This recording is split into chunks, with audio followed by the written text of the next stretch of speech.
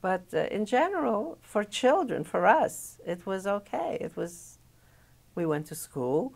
We would get the Jewish organization provided, we would get a bun, a hard-boiled egg, and a glass of hot chocolate when we came to school. School was half a day.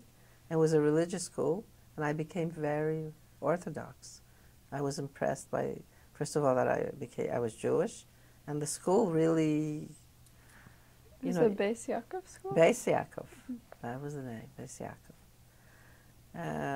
I have pictures of the graduation, you know. My mother made me and Anne the sailor dress, as you think we were in a finishing school in Switzerland.